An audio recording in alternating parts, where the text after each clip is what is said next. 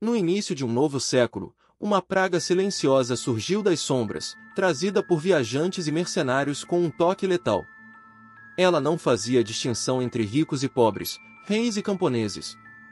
Seus efeitos eram devastadores, transformando rostos em máscaras de dor e desespero. Em uma época em que a medicina ainda dava seus primeiros passos, o medo se espalhava mais rápido do que a própria doença. Olá, aprendiz de história!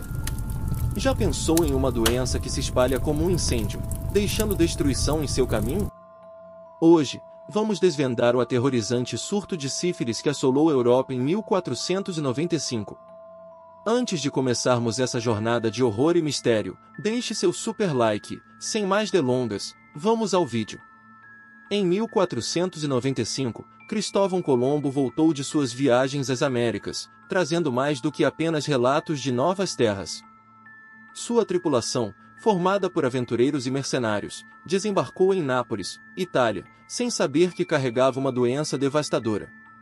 Conhecida inicialmente como mal napolitano, a sífilis rapidamente se alastrou pela cidade. As ruas, antes cheias de vida, transformaram-se em cenários de horror, com doentes exibindo lesões grotescas e sintomas assustadores. Relatos da época dizem: homens e mulheres cobertos de feridas dolorosas, com a carne apodrecendo enquanto ainda vivos. O cronista italiano Niccolò Schillo descreveu a doença de maneira assustadora, detalhando como a carne dos infectados caía em pedaços e como seus ossos pareciam ser consumidos de dentro para fora.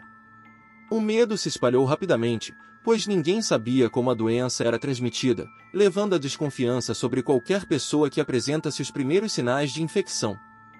A rápida propagação da sífilis pela Europa foi impulsionada pelos conflitos e deslocamentos das tropas. Com a invasão de Carlos VIII da França na Itália, soldados infectados levaram a doença além das fronteiras italianas. Em pouco tempo, Paris, Londres e Barcelona foram atingidas pela praga. Na capital francesa, as casas de prostituição foram identificadas como centros de infecção, tornando-se pontos de contaminação nos bordéis parisienses, com muitas prostitutas apresentando graves deformações faciais. A doença. A sífilis não poupou nem mesmo as cortes reais. Relatos de membros da nobreza acometidos pela doença eram frequentes. Em Paris, a corte de Luís XII foi abalada por uma série de infecções, com nobres outrora belos e poderosos reduzidos às sombras de si mesmos. Na Espanha, a situação era igualmente terrível. Isabel de Castela e sua corte estavam em constante temor, e o tratamento incluía desde remédios à base de ervas até rituais religiosos. Muitos buscaram tratamentos dolorosos e ineficazes, como banhos de mercúrio, na esperança de encontrar uma cura. Nas ruas das grandes cidades europeias, a visão de enfermos era constante. Homens e mulheres exibiam chagas abertas enquanto suas expressões de dor refletiam o sofrimento interno.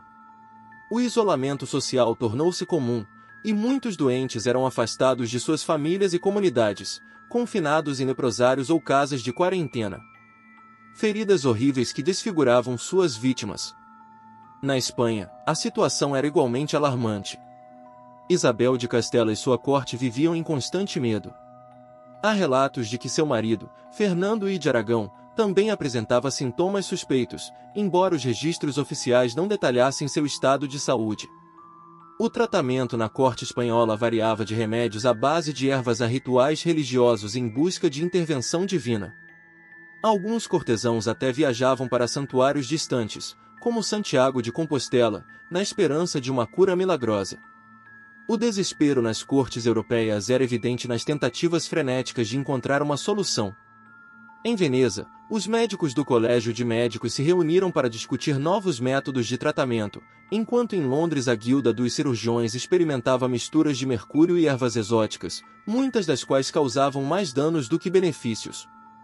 Em um relato, um nobre veneziano descreveu como os gritos de dor dos pacientes em tratamento ecoavam pelas ruas durante a noite, criando uma cena aterrorizante que só aumentava o pânico entre a população.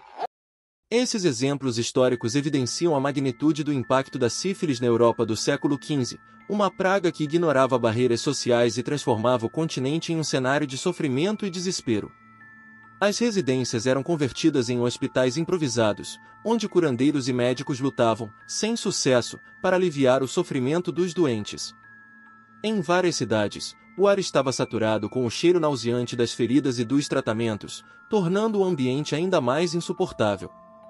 O isolamento social se tornou comum devido ao medo de contaminação. Muitos pacientes eram separados de suas famílias e comunidades e confinados em leprosários ou casas de quarentena. Em Nápoles, há relatos de doentes sendo enviados para uma ilha próxima, onde eram abandonados para morrer sozinhos, longe dos olhares dos saudáveis. Acreditava-se que a doença era um castigo divino e que somente a fé poderia trazer a cura. Em Roma, o Papa Alexandre VI organizou várias cerimônias de penitência pública, atraindo milhares de pessoas que participavam na esperança de aplacar a ira divina. Em um evento particularmente marcante, uma procissão em Sevilha reuniu mais de 10.000 pessoas que marcharam descalças pelas ruas da cidade, se flagelando em sinal de arrependimento. A superstição e o medo levaram a práticas bizarras e muitas vezes desumanas. Em algumas regiões, acreditava-se que a doença poderia ser curada por meio de rituais que envolviam o uso de sangue de animais sacrificados ou banhos em águas sagradas. Em Veneza, havia relatos de pessoas mergulhando em canais, acreditando que as águas purificadoras da cidade poderiam livrá-las da maldição. No entanto, essas práticas apenas refletiam o desespero e a falta de entendimento sobre a verdadeira natureza da doença. Com o avanço da sífilis, a busca por uma cura se intensificou. Alquimistas e médicos de toda a Europa dedicavam suas vidas à pesquisa de remédios que pudessem conter a doença. A mercurialis, um tratamento popular da época, envolvia a aplicação de mercúrio nas lesões dos pacientes, mas os efeitos colaterais incluíam danos severos ao sistema nervoso e à saúde geral. Estamos chegando ao final de mais uma jornada. Antes de ir, gostaria de saber, você preferiria enfrentar a incerteza de uma doença mortal sem cura ou viver com o medo constante de contrair uma praga desconhecida? Sua opinião é importante para nós, então deixe seu comentário e participe da conversa. Não se esqueça de dar o seu like no canal, pois isso nos ajuda bastante. Se você achou este vídeo útil, compartilhe com seus amigos. Até a próxima, e que fiquem em paz e com Deus. Na Europa medieval, não faltavam doenças, mas a mais peculiar de todas é, sem dúvida, a conhecida como doença da dança.